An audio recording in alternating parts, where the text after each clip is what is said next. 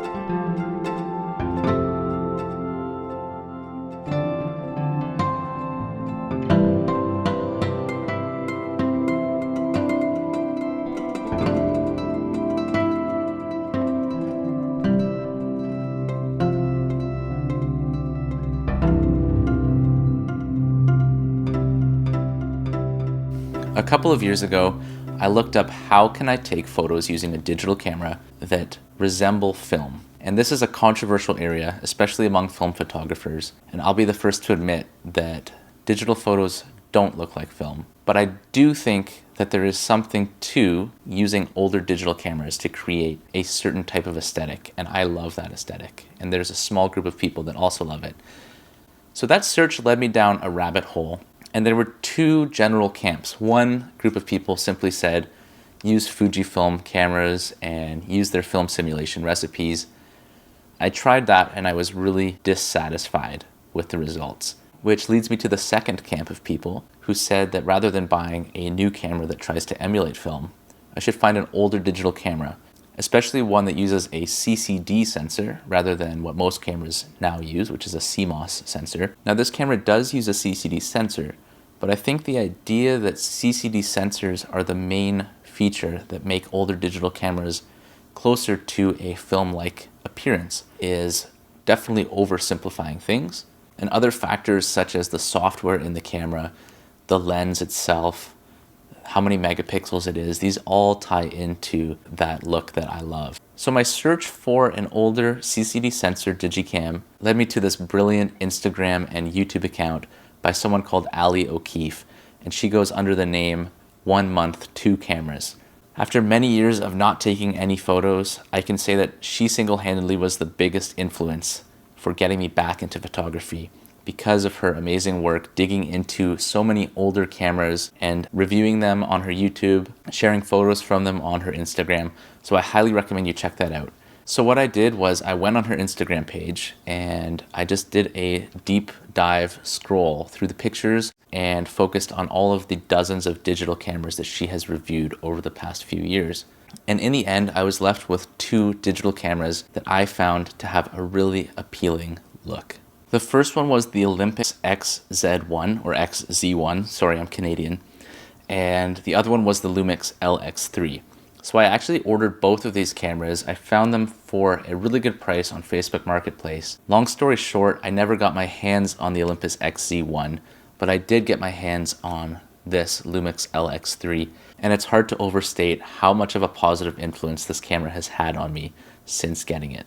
There are already so many reviews that talk about the technical specifications of this camera, so I'm not going to dive into that. I definitely recommend checking out the 1 Month 2 Cameras review of the LX3 because Ali talks about the specifications of this camera as well as showing you the wide angle lens adapter that can be mounted to this camera and a list of which flashes are compatible with the hot shoe. And there are some really beautiful images in that video as well. But I will share with you some of my thoughts on this camera. I'll start off by mentioning something that I love that is kind of unique. A lot of Lumix cameras have this feature, and I think it's really handy. There's a slider on the top of the lens here in which you can switch between 4x3 3:2 and 16:9 ratio. I tend to shoot in 4:3 because I love that ratio, but it is so fun having a slider where I can just flip it to 16:9 if there's a landscape shot and I want that panoramic view. The focal length of this camera wide open is 24 millimeters, which is really fantastic for a small camera. I absolutely love that focal length. I think it is so inspiring when I pull this camera out. It's such a well-suited camera to the style of photographs that I like to make, taking pictures of old buildings and sunsets and small town, urban things, farm fields, landscapes, but it actually does a pretty good job with portraits too. So a few other things that I love about this camera. One is it takes SD cards, so you don't have to go buying some kind of archaic memory storage like a CF card some of my older cameras take, or even older stuff than that. And I love these batteries. They're readily available on Amazon. They're not expensive. I actually have an old Ricoh Digicam that uses the same battery, so that's really convenient. It does have a nice premium feel to it, except I think some of the buttons feel a little bit plasticky. They have this kind of chrome coating on them, but the shutter button, for example, I find it a little plasticky, and I'm not a big fan of the toggles that they have for the on and off, and to switch between photo taking mode and photo viewing mode. I'm not a big fan of that, but apparently you can program other buttons to view the images that you just took. That is being pretty nitpicky though, because this is a premium quality camera. If you've looked into this series of cameras before, you might actually be aware that the Lumix LX series are the same cameras as the Leica Deluxe series. I believe that the Deluxe 4 by Leica is basically the same camera as the LX3 by Lumix. They just have different branding. And I think there are some subtle differences in the software. But overall, as far as I can tell, and there are some review websites that compare images between the two of them, they're virtually identical. And that's also true of earlier and later models as well. For example, after this came the Lumix LX5, which is the last in the LX series to have a CCD sensor. The LX5 is not a camera I've ever used, but I have looked at a lot of sample images, and I think it's also a beautiful camera. Definitely a great alternative if you can't find this. I think the LX5 has a little bit of a more crisp and clean rendition to the images. And I think that the LX3, to my taste, is kind of a sweet spot between the LX2 and the LX5, where the LX2 is a little bit too gritty and the LX5 is a little bit too clean and crisp.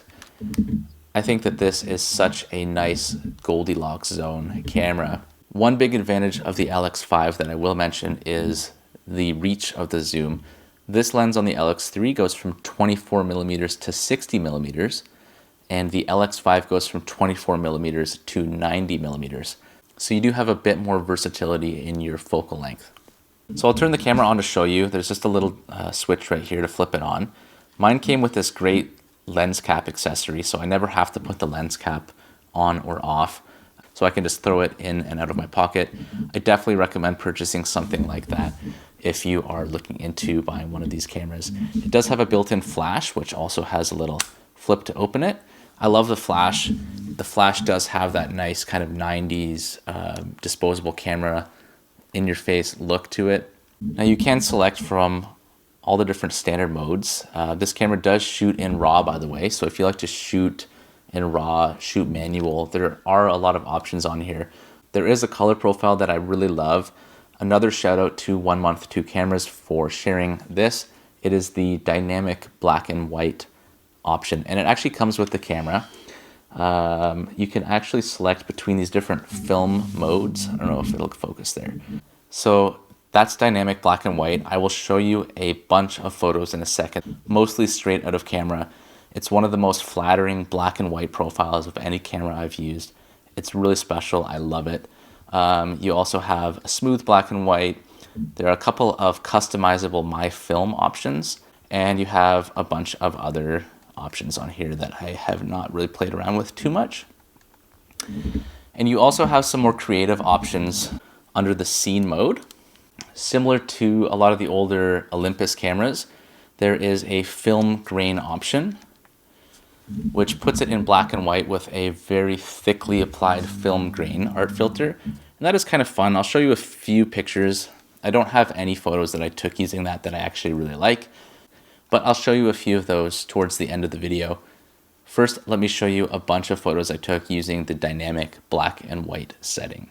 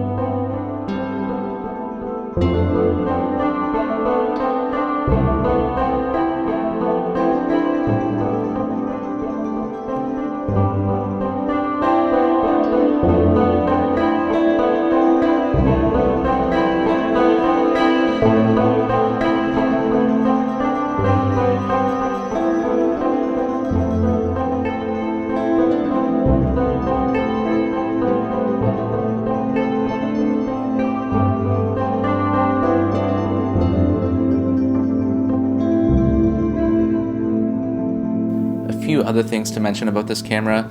It does have a tripod mount that is off center from the lens.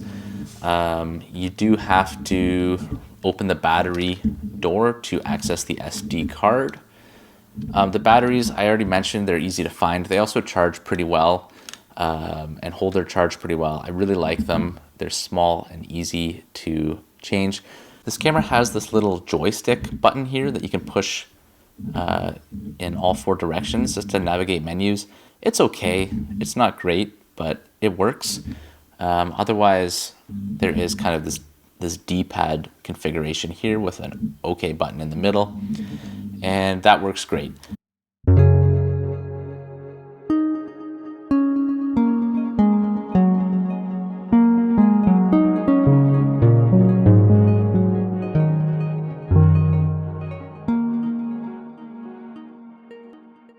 It is an older camera. It is slower to take pictures with than a lot of modern cameras if you're used to the latest and greatest, but I love it. I love the charm that it has. And actually, I got pretty good at timing pictures taken out of a car window with this on a trip that I went on last year to Aruba. And that segues me into this, which is my first photo zine or book called One Happy Island, using mostly the LX3. I also brought a Fujifilm X-T2, which was my first and only Fujifilm X series camera, thinking that I would mostly use the Fujifilm, and I actually ended up taking most of my pictures with this because I always had it on me in my pocket, and that's such an underrated quality for a camera to have. It doesn't matter what specs your camera has if it's sitting on your shelf at home. All your best photos will be taken with the camera that you're using. And I always had this with me in my pocket. I still love bringing it with me because it's so compact. And I'm really happy with a lot of these images. I'm going to be making a video entirely about this book and how I made it. So I'll wrap up the video by showing you some of the photos that I made on that trip that are in this book, taken on the Lumix LX3. I hope this video was helpful.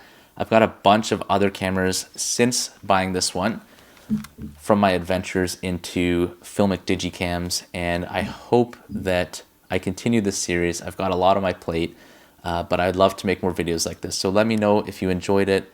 Thanks so much for watching this video. Get out there and do what you love. If that's taking photos with an older digital camera like this, I encourage you to go do that, and I wish you all the best.